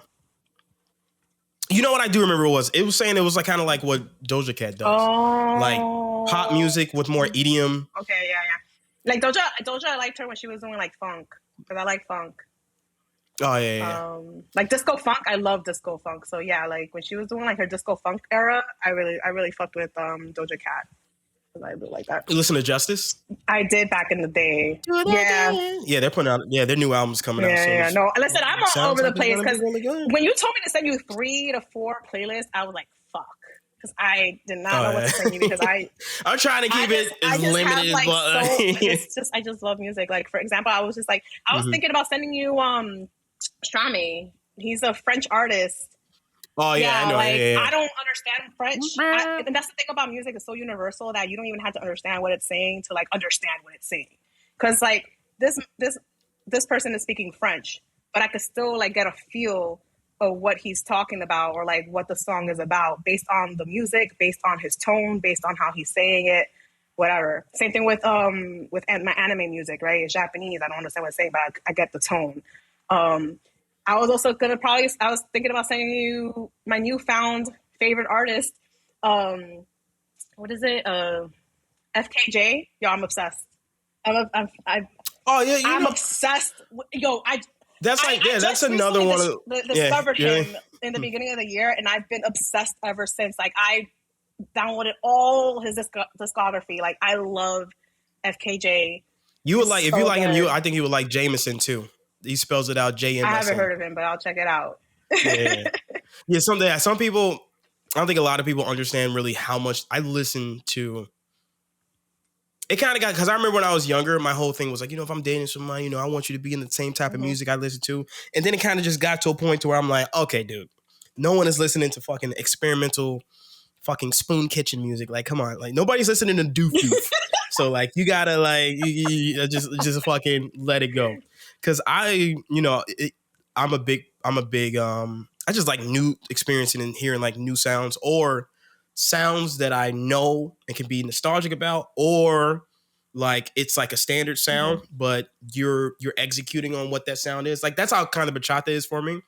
I'm not really looking for you to remix it, but like it's a classic, if it's a classic bachata tune and all the pieces, everything is there and stuff like that. It's kind of wild. Like, do they? I don't know how is Peso Pluma big out there? Actually, he is blowing up in the Latino community. Sorry, I had to turn off my fan. He was He's blowing up in the Latino community right now because he's bringing back like, oh my god, ranchero music. I think that's what they call it, mariachi music. Like, he's bringing. No, that's ranchero. He's bringing that norte. I think they call it norteño. Actually, I think that's what they call it. Like música norteño. I think that's what they call it. Sorry to all my Mexican friends out there if I'm like getting it wrong. So I've one of those. But he's what they call it out here. They call it they call it corridos tumbados. Yeah, or tumbado. If I'm saying that correctly. So What is it? What did you say? Like how do you spell it? Corridos tumbados. No tumbado, pero corrido. Yeah. You're probably saying corrido tumbado, right? Okay. Yeah. But I like what he's doing. I'm not a fan. I don't really like that type of music, but I'm not a fan. But like I respect it though. I respect it because he's he's creating his own like niche. like own genre Yeah. that and bringing it to like the younger generation and like making it known as opposed to maybe it just being regional thing, you know? So like I respect him for Right, that. right. Yeah, I definitely had to hit up one of my Mexican homies just to make sure, just to get, because I did like research about it, because I'm like, listen to this. I'm like, this dude don't sound like he can sing that well. Like, what happened? So I hit up my homie. I'm like asking her. I was just like, is this good? Like, you can tell me. Like, I'm not gonna change my opinion, but like, is this good? He's like, oh well, you know, he's a little bit whiny, but you know, it's okay. I'm like, all right. But let's be real here. Like, not a lot of artists can sing. They're entertainers. Let's be real. Oh, yeah. They're more entertainers than like actual like singers. Like for example, Jessie. I would even say like Jessie Reyes, right? Like Jessie Reyes. Yes, I understand she doesn't have the best phenomenal voice. Like she's not a vocalist per se, but I still love that she brings her own twist to it and she's unique with it. So like I respect her for it and just her lyrics down packed. Like that's just me. But yeah, for stuff like usually I like to like think about like Sade, like who is a great singer, but her range is definitely different, right? To the point to where when they're putting together her music, they know how to put it together to best complement her voice. Like Billie Eilish. You know, she's not going to same thing. But like that's the interesting thing about artists like that. Like they have like off tracks where they're just fucking blowing. It's like to show their range. They just and like even Sade, it's a crime. She's fucking YOLO on that one. And even on the last record that Billie Eilish put out. But outside of that, yeah, it's a lot of more entertainers out there than vocalists. I would say the person that like has both is definitely Beyonce. Beyonce has both. She's a vocalist and she's a phenomenal entertainer. I'm not a really huge fan of Beyonce per se, but I could respect her. It's a controversial episode. Yeah, holy shit! But I'm not a huge fan. Like it's funny. Like the only album I really liked was the Lion King album. Like I loved that album. That album was phenomenal, right? And then what's the new one? The Renaissance album. I liked some of her songs. They were pretty good. But what made me respect her even more, what made me actually get it, and why she has such a fan base, I actually went to her concert last year. The first concert. Oh, actually, I seen her live on in Made of America, but that's different. This is actually like her concert. And I thought Bad Bunny's concert for Un Verano Sin Ti was the best concert I've ever been to because it was amazing production-wise. He brought all the legends onto the stage. It was just phenomenal. But her, bro, like she could tell she's a billionaire. She put on a billionaire production, okay? Oh, yeah. I've never seen a concert so elaborate than Beyonce. Like costume. Yeah, I think that's costume, I think design, that's gonna keep going design. Up. Her vocals, amazing. Like dancers, everything was so mind blowing. I was just like, all right, I get it, guys. I get why she has a Bayhive. Like she's good. She's really good. Yeah. You know, like. All right, sorry guys, my bad. Yeah, you get on stage with the mic. Yeah, my bad, bro. I didn't think this. Hey, bravo. All right, you guys enjoy the show. See you later. I've been to so many concerts, right? Because I've pretty much been to every one of my favorite artists. I've seen them live, and some of them I've seen multiple times. Like Paramore, I've seen them like 4 times. Jessie Reyes, seen her like 4 times. J. Cole, seen him like 3 times. Yeah, but I've seen like every artist that is like my favorite. I made sure to see them. I've seen Fall Out Boy. I've seen Adele. Oh my God, amazing. Yeah, no, I've seen pretty much a lot of like pretty much everyone that I wanted to see. I don't think Alina Baraz. I've seen Georgia Smith. Yeah, I've seen a lot, but. Out of all the concerts I've been to, vocally Adele's was the best. Adele's was phenomenal. Have you ever been to a Taylor Swift concert? Fucking no. I'm very controversial podcast here. Nah, I don't fucking. I finally remember. I'm not a Swiftie. I'm not a Bayhive. When she first came out, because I've never been like a people are saying this about this. Like even they were even when I was they were even like Justin Bieber songs where I'm just like, yeah, I know everybody's saying this about Justin Bieber, but you know some of these songs, you know, do fucking bang. Even Taylor Swift, you know, when she first came out, the Fearless, I'm like, okay, I did like that Romeo and Juliet song. I did like that one. I forgot what that's called, but it was like a Romeo and Juliet song. Yeah, and then there was I liked her. I did like her Shake It Off. I know that's pop, but I was literally like Shake It Off. It was catchy. Now you're losing it. Now you're losing it. We were on the same page, and now you're in chapter 3. I haven't opened the book yet. Ooh. It was catchy, and then there was another song too on that 1989 album that I liked too, and I can't think right now, but I want to say it was her Red album. Everything after that, I'm just like, what the fuck? That, and I remember when she beat Kendrick and won over him for I don't remember what album it was for. Might have been Reputation, but it beat out Butterfly. No, Kendrick actually talked about Macklemore winning that. Never mind. Not Kendrick. J. Cole. No, what Macklemore beat him for Mad City. J. Cole talked about. Was it J. Cole? Who was it that was like? Yeah, it was J. Cole. But he talked about Macklemore, winning like best hip hop artist. It's just like, are you serious? Yeah. Like Macklemore, and he was against Kendrick and J. Cole, I think, and like that. Like I said, and I'm a fair person. I listen to that Macklemore album. Music is music for me. I will always, no matter what, give, especially if they're really popular or whatever. The first couple of singles that before he even put out stuff for the album from Macklemore, I was into. And then the album came out, and then I'm like, okay. And then I heard Thrift Shop, and I went, okay. And then I heard Thrift Shop again. I went, all right. Oh, it got you. And again. Can't stand that song. No, it didn't get me. They just went downhill. Yeah. Like Thrift Shop for me was a song where like hearing it once or twice, I'm like, cool. But I'm at every party and I want to pop. I'm like, turn this sonically, shit. It's an annoying song too with the fucking horns. It's an annoying ass song. Like I don't understand like why it was so popular. The Dance Monkey song was like that for me. Which one? Dance Monkey. I never heard of that one. Good when you said that, I was thinking about the. Do you remember the song that goes? Do you remember the song that goes? You and me, baby. There's nothing but mammals. You know, you never heard it? Okay.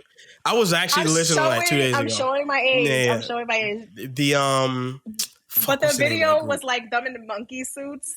The monkey suits, yeah. And running in the street. Oh man, good times. I don't even know I was listening to that. I think it was you've heard of like Flight of the Conchords. I think that's why I was like Googling stuff. And then I found Flight of the Conchords, who I used to listen to. I'm like, oh yeah. And then I started looking up all those like old like parody funny like we're making that was music, a parody. Really, yeah, that was a parody song. It was funny. And we need to bring back. That was like Doja Cat with her. Oh, I love that song. Oh, the movie. Yo, that's. Man. Hey, good for her. That's crazy. It's crazy how that turned out too. My favorite Doja Cat song. I don't care. That's still my favorite Doja Cat song. Like, it's such a great song.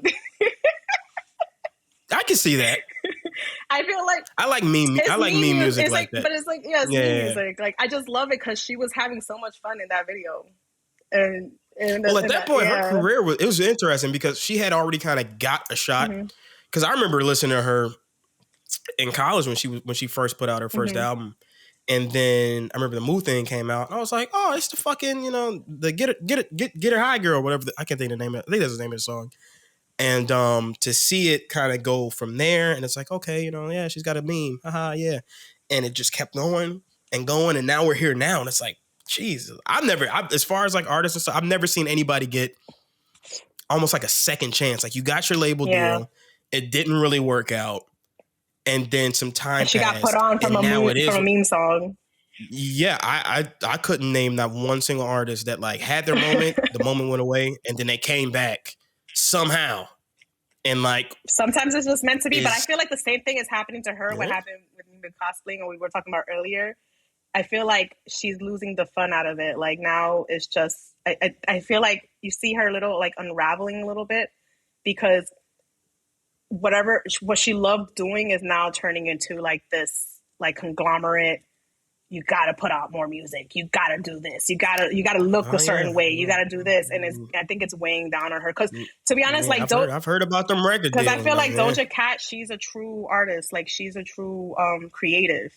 Because that's another thing too with music, right? With musical artists, some musical artists just do it for the money, right? Then you have actual creatives that are actual, very creative, musical geniuses good with lyrics, good, they know how to pick up sounds like that are actual like musical geniuses. And I feel like Doja is a true creative as opposed to like someone who was just doing it for the money. And it just became that now. If that makes sense. Yeah, no. This is fair game. Yeah. You can only, well, you speak back, kind of round back to begin the conversation, right? You got to have this thing that you love, enjoy to do. Mm-hmm. And you get not just having to put stuff out when you don't feel like doing it. Maybe that's the name again, The second is like, it's Tuesday. I gotta make a boat. I gotta make a song. We gotta go to the studio. I don't fucking want to make a song today. And then the contract is like, make a song. You gotta make a song today. Where's like, that song? Where's those lyrics? And like I write poetry, right? And it's like, I don't know how artists do it. I don't know how to do it because like I only write poetry when it comes to me. So like for musical artists to actually like have to like force themselves to write and like on the spot, I don't know how they do it. I don't know how to do it. Yeah, that's why a lot of people give a lot of credit to like people like Drake and stuff. Even people say what they want about the music, but apparently like he's still a top tier, one of the best writers in the industry. Yeah.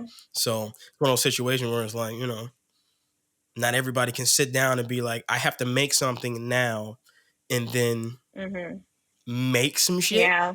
And make some shit that's actually like oh, that's pretty good. Yeah. So. Hey, going back to Jessie Reyez, I think she's a phenomenal songwriter. She does it on the spot too. She be doing it on the spot. Mm-hmm. She's good. When you gonna start singing? Oh, I don't sing. Yeah. I mean, I don't sing. My voice. Have you heard my voice? Like We put some auto-tune on that. Oh my god! No way. Yeah, make some doof music. Put some fucking. Put a house beat behind it, and you could just do like the deep inside. You I think I would need I need like super duper auto tune to sound good. I don't sing good. I sing for fun. It just sounds like a printer on it. It sounds like the AOL dial-up. Oh really? Just sounds like a bad connection. That's fucking funny. Yeah, so we are at the end here. No more playlists to talk about. I mean, of course, we keep this going. I know, fucking hours. I mean, like, do you want? But the thing about this show is that I always expect to have guests on again, especially later. Not just life and stuff, life changes, but the music that you listen to changes as well. And which means there's always going to be a newer conversation. We might revisit, similar topics and things like that. But I think, you're ever changing, or somebody that has an ever changing taste in music, right? That's always listening and discovering new music, which is something I always definitely check on before we kind of do an episode. Like together. Me with it's going to be the thing. FKJ, like being obsessed. Yeah. Now. Come back and talk about that. Shit. Next time you might be like, you know what? I've been to a Taylor Swift show. Fuck no. Never. I get it. Ever. That was kind of fire. No. Dude. She shot a dude. It was pretty cool. I don't even like country music, so that's not gonna happen. That's why I don't even like Beyonce's There's some. I don't like country. Country pop might be what you're not, really unless you just don't like even like the ring ding ding ding, like even the honky tonk type of stuff. I'm not really a big fan of country. Yeah, y'all don't even got corn out there, right? Like, yeah, no. It's probably more like Midwest thing for me, like, 'cause we're so close to the South.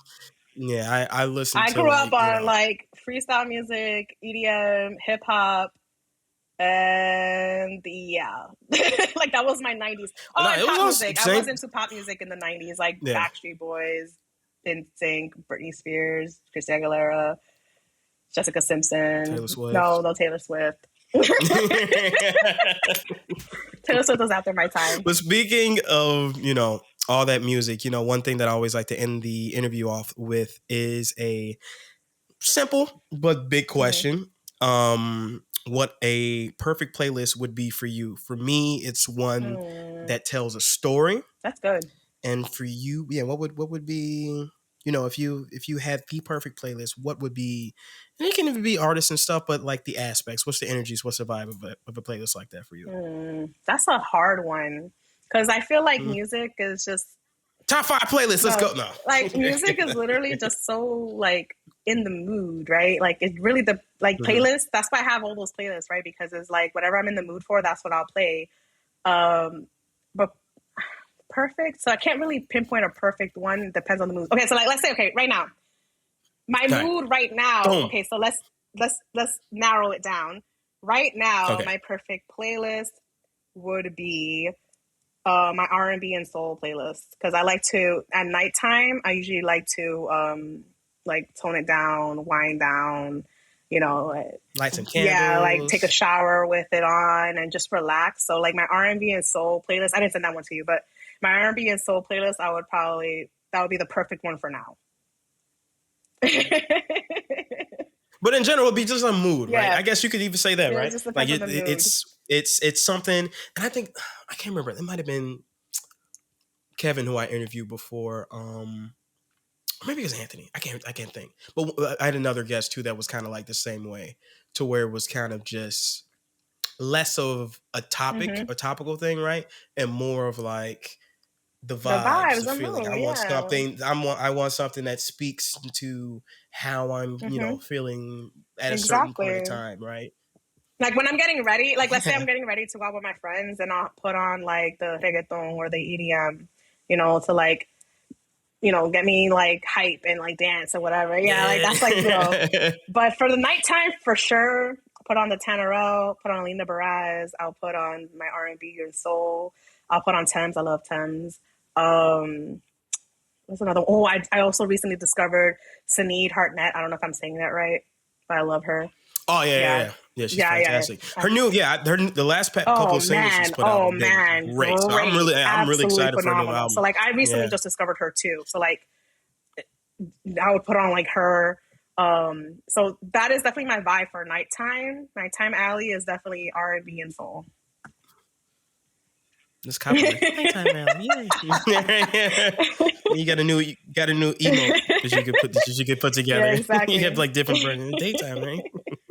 But yeah, fantastic. You know, of course, you know, again, thank you so much for being a guest on here. This is the first out of state one we've done. Yeah. Everybody has been people like I actually like I've like live in and around Chicago. But that's kind of why I had this format, because I just knew there were just going to be people that I would want on the show that don't live anywhere fucking close to Chicago. It's like, what am I fucking do? Like, you record your interview, I'm going to send you questions, and you send me the video, and I'll send a pigeon that comes give you the footage. This is great though. I've had a great time. Yo, we're almost at 2 hours. Like I had a good time. Good. These are getting longer and longer. The one we actually had to stop it. The one the episode I did before this is a guy, Giardino. I actually grew up with him. So it just kind of got to a point where I'm like, all right, dude, I'm about to see you in like an hour anyway. Get the fuck off. like you're gonna be over here to pregame in like 30 minutes. Like but yeah, like I said, you know, we're definitely gonna do this really sooner rather than later, right? Kind of see where you're at then compared to now, and see where we go. Let's do like 1 year, exactly 1 year from today. Okay. Let's see. Steven, you hear that? Put that on the calendar. 1 year from today. I'll put that on my calendar. April 25th. I might do that for everybody. Shit, April 25th, 2025. Look at that. Okay. I hope it's like a weekday or something. It's like a Saturday. Yeah. You know, like if it's a Sunday, that'll be bad. But I'm feeling we can figure it out. Yeah. I come into the I mean, it doesn't have to be exactly on the 25th. With shades on, and just hungover, just ready to go. Area. Just around that area. Yeah. Great.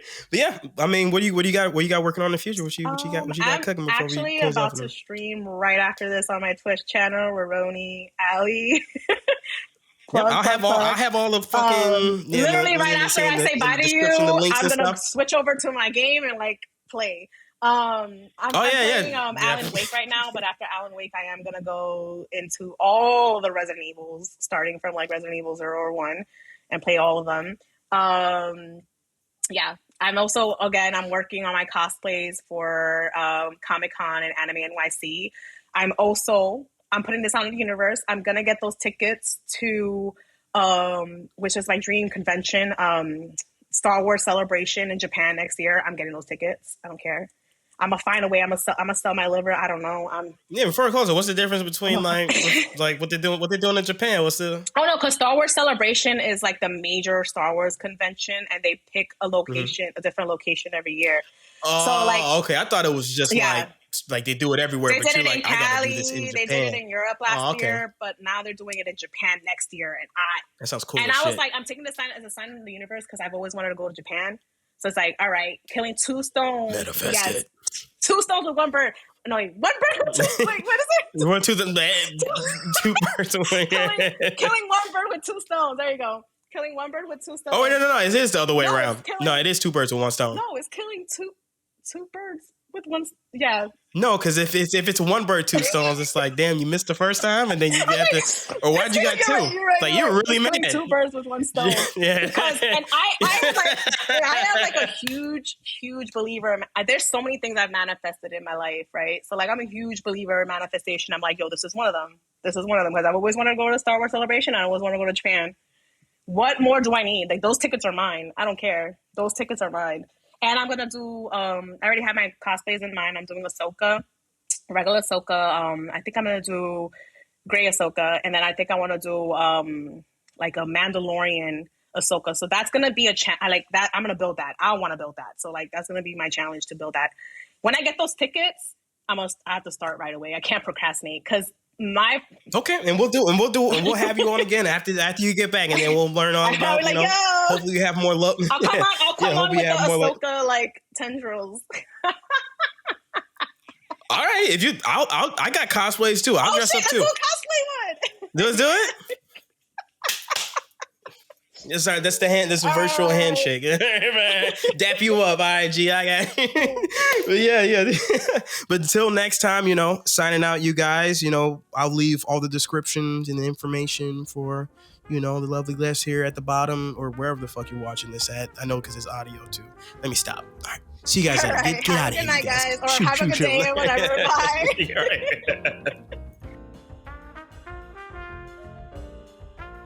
You can find RUROUNI ALY's playlist by following Playlist Penpals on Instagram at Playlist Penpals HVA.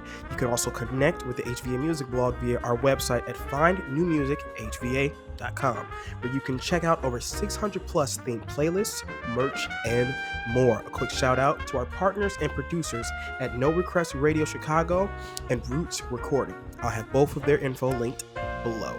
Once again, this is your host, Quinn LW, sending you good vibes and sounding out. Peace.